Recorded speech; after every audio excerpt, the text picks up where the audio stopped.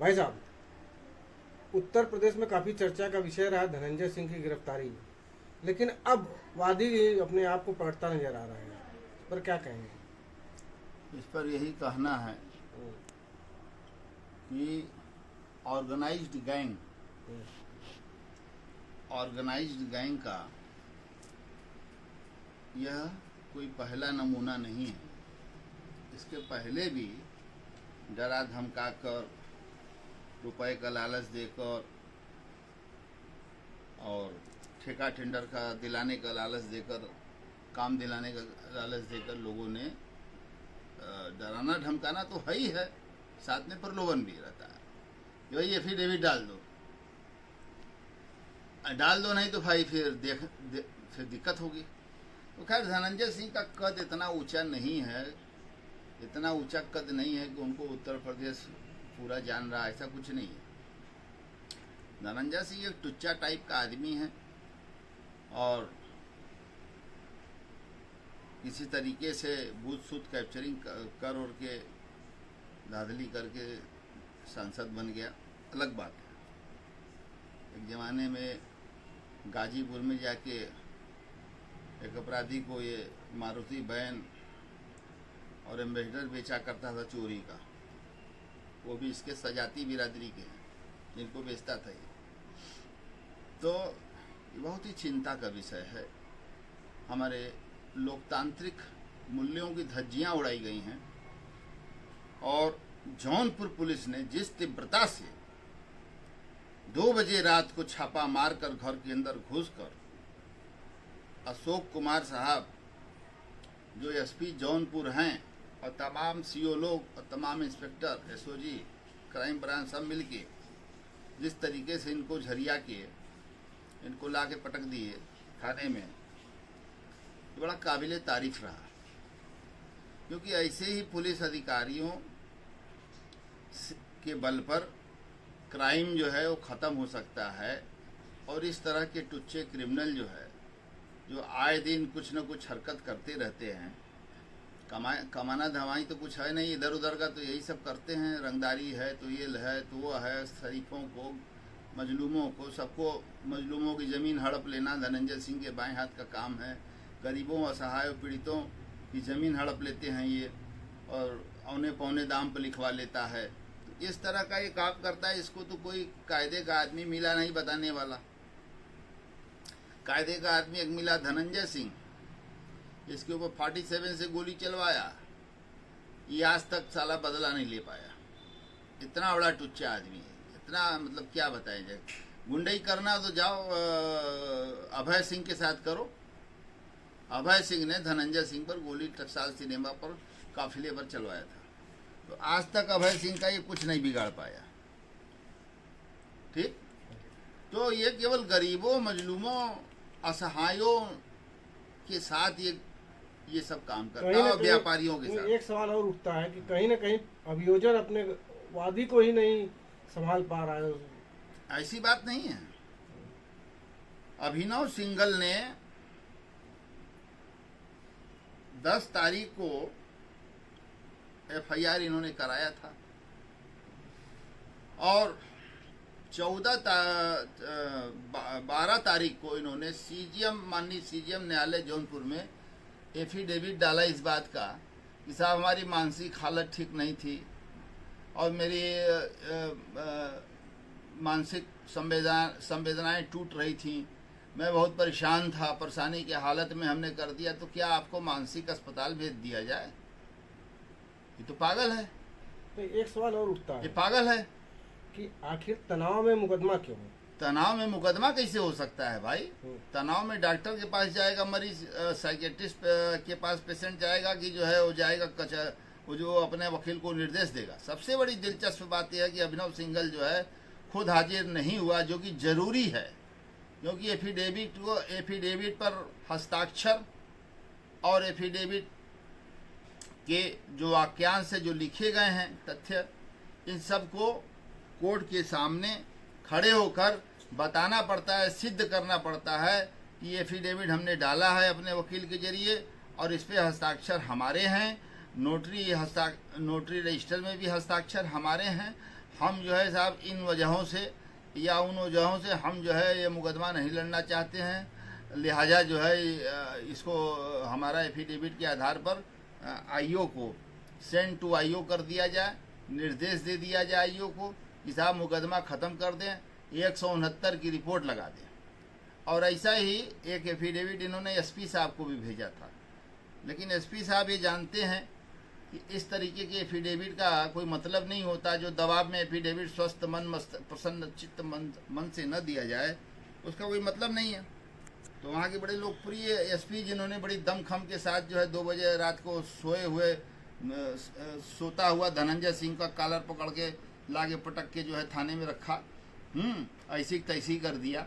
तो ये पुलिस वालों के मनोबल को गिराने के लिए, पुलिस के मनोबल को गिराने के लिए, प्रदेश की लॉ एंड ऑर्डर को, कानून व्यवस्था को चुनौती देने के लिए ये जो है शासन सत्ता को ये बदनाम करने के लिए इन्होंने एफिडेविट में ये सब शब्द लिखवाया है और इन्होंने ऐसा करवाया। और ये क्यों कैसे हुआ भाई? धनंजय सिंह को तो कुछ समझ ही नहीं रहा था अभिनव सिंघल कि कौन धनंजय सिंह उठा के FIR कर दिया। और उसके जो मैनेजिंग डायरेक्टर हैं मोहनलाल सिंघल साहब, तो वो तो मेन है, उनके अंडर में प्रोजेक्ट मैनेजर है, नौकर है। तो मैं पहले आपको बताना चाहता हूं कि हमारे पास अभिनव सिंघल का व्हाट्सएप कॉल आया था 14 मई को ये 5:07 पर। ये देखिए मेरा मोबाइल 5:07 पर हमारा व्हाट्सएप कॉल, उनको अभिनव सिंघल ने व्हाट्सएप कॉल मेरे मोबाइल पर किया और अपना परिचय दिया कि मैं अभिनव सिंघल बोल रहा हूँ। और न्यायिक साहब जो है आपका मैंने यूट्यूब चैनल पर और मीडिया में के न्यूज़ के आधार पर और न्यायिक की आवाज़ चैनल पर मैंने जो है आपके इंटरव्यू को देखा है और बहुत ही आपके इंटरव्यू से हमें बल मिला है और फलां है ढिका है इस तरह की बात। और हमको धनंजय सिंह जो है बहुत जो है परेशान करवा रहा है और जो है बेजा हमारे ऊपर, हमारे घर वालों पर दबाव डलवा रहा है। मोहनलाल सिंह साहब पर जो मेरे MD हैं उनके ऊपर दबाव डलवा रहा है, एक बड़े भारी माफिया से। तो मैंने बड़ा गाली दिया माफियाओं को फ़ोन पर। 5 मिनट समथिंग बात हुआ है, 5 मिनट 7 सेकेंड मैंने बहुत गाली दिया। हमने कहा माफिया गुंडा लुच्चों का कोई मतलब नहीं है, आदमी आगे आवे। हमारी पुलिस व्यवस्था, हमारी सत्ता सरकार ये सब खड़ी है। ये भाजपा की सरकार है, इसमें गुंडागर्दी नहीं चलेगा। और कि गुंडों को प्रश्रय देने वाली सरकार नहीं है, हमारे लोकप्रिय मुख्यमंत्री जी हैं, सारी चीजें। तो मैं फिर आपसे बताना चाहता हूं, तो मैंने उससे कहा कि ठीक है तुम्हारा जो भी परेशानी है I will be consider you. मैं तो खुद बोला हूं मैं अपने तमाम जिंदगी के सामाजिक कार्यों को जो मैंने किया है मैं उनको भेज दे रहा हूं तुम्हारे नंबर पे और तुम पहले उसको देख लो फिर बात करना, ठीक है? और जो भी कानूनी सहयोग होगा हम सबका करते हैं, आपका भी सहयोग हम करेंगे। बात खत्म हो गई। उसके बाद ना उसका फोन आया ना मैंने उसको फोन किया। खैर अब सवाल ये है कि एक बैग ये एफिडेविट 12 तारीख को पड़ रहा है, 10 तारीख की FIR है और ये 12 तारीख को एफिडेविट पड़ रहा है। तो 12 तारीख को एफिडेविट कैसे पड़ा वो मैं बताना चाहता हूँ। ये एफिडेविट डाल चुका था तब मुझे फ़ोन किया था। ये फ़ोन हो धनंजय सिंह के इशारे पर ही किया हो, जो भी जब उनसे मिल ही गया है वो। तो मैं आपको बताना चाहता हूं कि प्रदेश में जो राजनीति का अपराधीकरण हुआ उसका पहला जनक भोला पांडे था, जो हवाई जहाज हाईजैकर था। इंदिरा गांधी को छुड़ाने के लिए, अनकंडीशनल रिलीज करने के लिए उसने ये हाईजैकिंग किया। दूसरा आपको बताना चाहते हैं, दूसरा जो है पूर्वांचल की सरजमी जो लाल हुई खूनों से और ऑर्गेनाइज्ड क्राइम शुरू हुआ, उस ऑर्गेनाइज्ड क्राइम में पंडित हरिशंकर तिवारी एकदम अलंबरदार रहे और दूसरी तरफ रविंद्र प्रताप शाही थे। रविंद्र प्रताप सिंह विधायक थे जिनकी गोरखपुर स्टेशन के बाहर हत्या कर दी गई। और हरिशंकर तिवारी जनक हुए ऑर्गेनाइज्ड क्राइम के। और हरिशंकर तिवारी के गैंग में रुद्दल सिंह पूर्व ब्लॉक प्रमुख देवरिया जो अब स्वर्गीय हो चुके हैं, कमलेश सिंह गाजीपुर डहन वो भी इंतकाल हो चुका है, मुख्तार अंसारी, भीम सिंह, तमाम। ये मुख्तार अंसारी पंडित हरिशंकर तिवारी का ही चेला रहा है। जो आज मोछ ईटता वो हरिशंकर तिवारी से सीखा है। वो मोछ रख के ईटते हैं, वो ईटता है। तो उनके लिए बहुत काम किया मुख्तार अंसारी ने। एक मिनट, उसके बाद मैं आपसे कहना चाहता हूँ कि हरिशंकर तिवारी के बाद ऑर्गेनाइज्ड क्राइम का दूसरा छोर जो पैदा हुआ, उसका जनक जो है गोंडा के सांसद जो है ब्रजभूषण शरण सिंह, जिनके ऊपर डकैती, हत्या, रंगदारी, अपहरण और हत्या का प्रयास, ये तमाम मुकदमे, कई दर्जन मुकदमे ब्रजभूषण शरण सिंह पर थानों में दर्ज हुए। और हम आपको बताना चाहते हैं कि ब्रजभूषण शरण सिंह ने ब्रजेश सिंह जैसे लोगों को आगे बढ़ाया, विनीत सिंह जैसे लोगों को आगे बढ़ाया, धनंजय सिंह जैसे लोग उनका चरण रज लेते हैं। ब्रजभूषण शरण सिंह का ये जो है एक नंबर का चोर धनंजय सिंह, ये चरण रज लेता था। अब ब्रजभूषण शरण सिंह क्या चाय और पान और सिगरेट की व्यवस्था करता था, वहाँ नाश्ता पानी लगाता था। और यही काम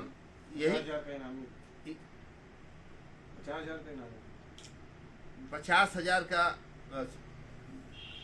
और यही काम जो है ब्रजभूषण शरण सिंह से ने फिर तार जोड़ा जो है सूर्यदेव सिंह से, जो धनबाद के एक छत राज करने वाले कोयलांचल के प्रमुख माफिया थे। और उनसे मिलकर फिर ब्रजेश सिंह वगैरह को उनका शूटर वहाँ, उनका शूटर वहाँ, इस तरीके से ऑर्गेनाइज्ड क्राइम हुआ। और 1982 से लेकर और 1982 से लेकर 2008 तक ये लगातार हत्याएं होती रहीं दोनों गैंग की। 200 के ऊपर लोग मारे गए। और ब्रजभूषण शरण सिंह को मारने के लिए मुन्ना बजरंगी, जो अब नहीं है दुनिया में, उसको लगाया गया, मुख्तार अंसारी ने लगाया। अब मुन्ना बजरंगी ने क्या किया, ब्रजभूषण शरण सिंह को फोन करके बता दिया कि हम लोग कल आ रहे हैं और ऐसी ऐसी बात है, आपको मारने के लिए मुख्तार जो है भेजा है और हम आपको नहीं मारना चाहते हैं, हम आपके साथ काम करना चाहते हैं अप्रत्यक्ष रूप से। और उसका एहसान जो है ब्रजभूषण शरण सिंह ने 100 करोड़ का ठेका था सोनभद्र में 2.5 साल पहले, 100 करोड़ का बालू मोरम का ठेका था, जिसको ब्रजेश सिंह मैनेज कर रहे थे सेंट्रल जेल से। और ब्रजेश सिंह 1 करोड़ का भी ठेका देने को मुन्ना बजरंगी को तैयार नहीं था। तब मुन्ना बजरंगी ने ब्रजभूषण शरण सिंह को फोन करके और वो वाकया सुनाया कि भैया जो है बताइए, जो है हम तो आप ही के आदमी हैं।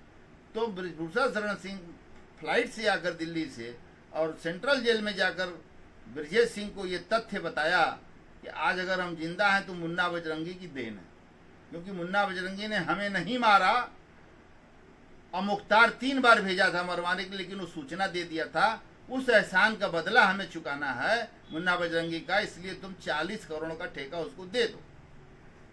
तो ब्रजभूषण शरण सिंह के आगे ब्रजेश सिंह नतमस्तक हैं, पैर छूते हैं, और उन्होंने ही बढ़ाया है, तो कैसे बात काटेंगे।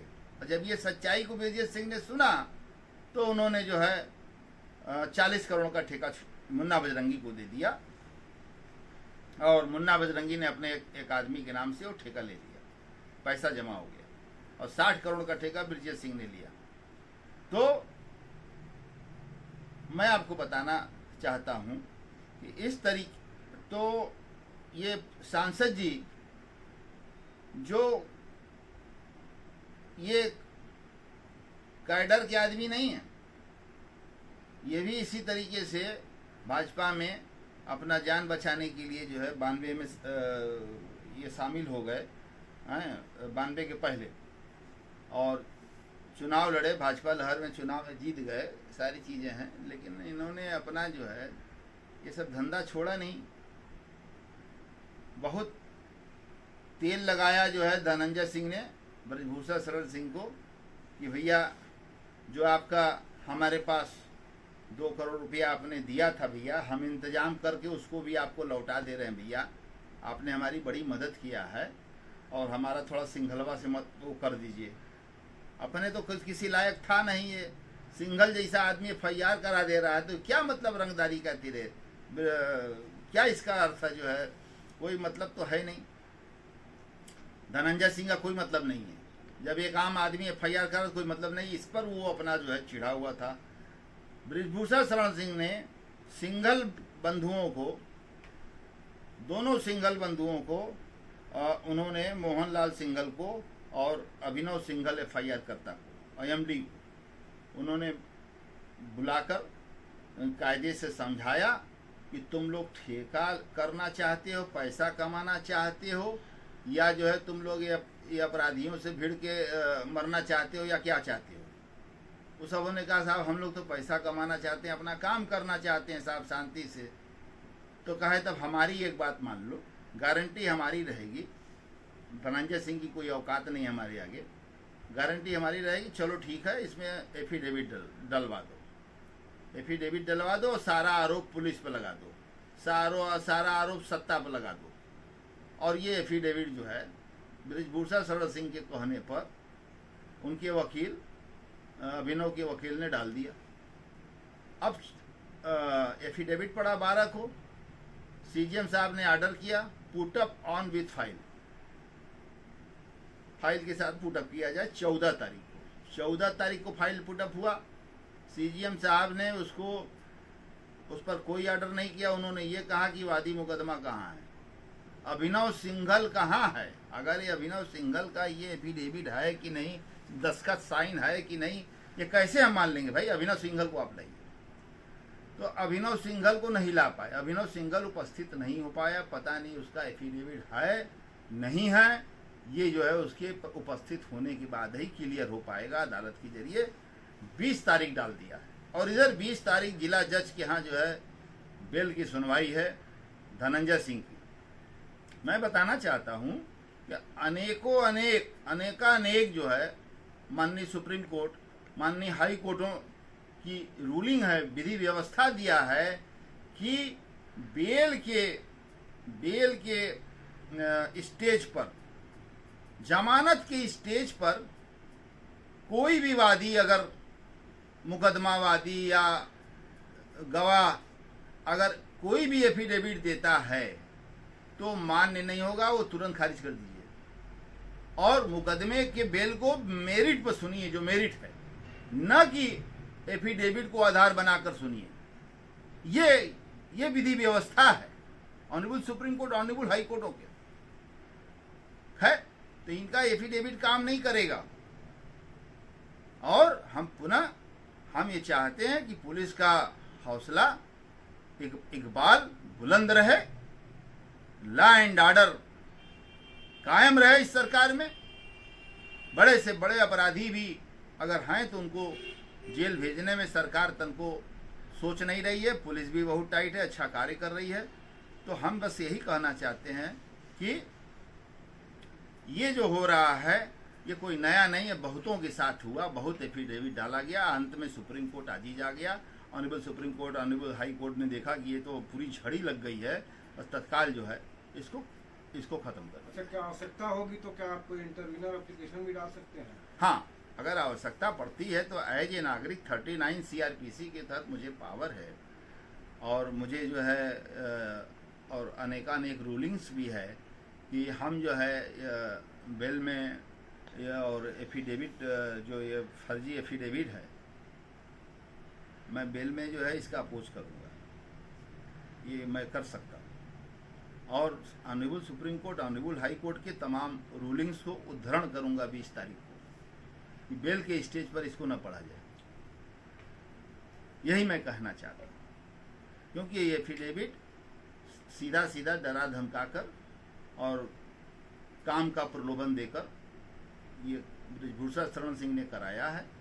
और हम भारत के लोक प्रधानमंत्री और बनारस के लोकप्रिय सांसद माननीय नरेंद्र मोदी जी, माननीय अमित शाह गृह मंत्री जी और माननीय श्री योगी आदित्यनाथ जी और प्रदेश के डीजीपी लॉ एंड ऑर्डर और एसपी जौनपुर, एडीजी श्री ब्रिजभूषण जी, मैं मांग करता हूं कि एफिडेविट किस परिस्थितियों में कैसे पड़ा है और जो मैं कह रहा हूं इसकी जांच हो, और अगर जांच सही पाया गया तो ब्रिजभूषण शरण सिंह को जो है, जो लंबा आपराधिक इतिहास लिए हुए हैं, अब पूर्वांचल में प्रदेश में जो है आपराधिक घटनाएं बढ़ रही हैं इनकी वजह से, तो इनको भारतीय जनता पार्टी जैसे अनुशासित पार्टी है, और अनुशासन अगर कोई तोड़ेगा तो उसको पार्टी से निकाल बाहर किया जाएगा। ब्रिजभूषण शरण सिंह को मैं पार्टी की सदस्यता से इनको जो है मैं निलंबित करवाने की मांग कर रहा हूँ सारे लोगों से। और मैं अपने वाणी को विराम देने से पहले महात्मा गांधी अमर रहें, वीर अब्दुल हमीद अमर रहें, लौह पुरुष सरदार वल्लभ भाई पटेल अमर रहें, स्वर्गीय इंदिरा गांधी अमर रहें, अबू कलाम आज़ाद साहब अमर रहें, सीमांत गांधी जी अमर रहें, और चंद्रशेखर आजाद, भगत सिंह, राजगुरु उधम सिंह अमर रहें, और लाल बहादुर शास्त्री जी अमर रहें, डॉक्टर संपूर्णानंद जी अमर रहें, और महान स्वतंत्रता संग्राम सेनानी डॉक्टर मुख्तार अहमद अंसारी जी अमर रहें, और नौशेरा बॉर्डर पर पाकिस्तान की गोलियों से शहीद ब्रिगेडियर उस्मान अमर रहें, और माननीय नरेंद्र मोदी जी की जय हो, अमित शाह जी की जय हो, और माननीय योगी जी की भी जय हो, और बहादुर, जौनपुर के बहादुर जाबाज पुलिस अधिकारी और अन्य संबंधित पुलिस अधिकारी, इनकी भी जय हो। और हम पूरी आशा रखते हैं कि ये कार्रवाई, ये एफिडेविट के आधार पर निकल नहीं पाएंगे, इनके ऊपर गैंगस्टर या एनएसए तामील हो। और उसके बाद सत्यमेव जयते, भारत के संविधान की जय हो, और चीफ जस्टिस ऑफ इंडिया की जय हो, बोबड़े साहब की, न्यायपालिका की जय हो। अपनी वाणी को विराम देते हुए आपको बहुत बहुत धन्यवाद देते हैं।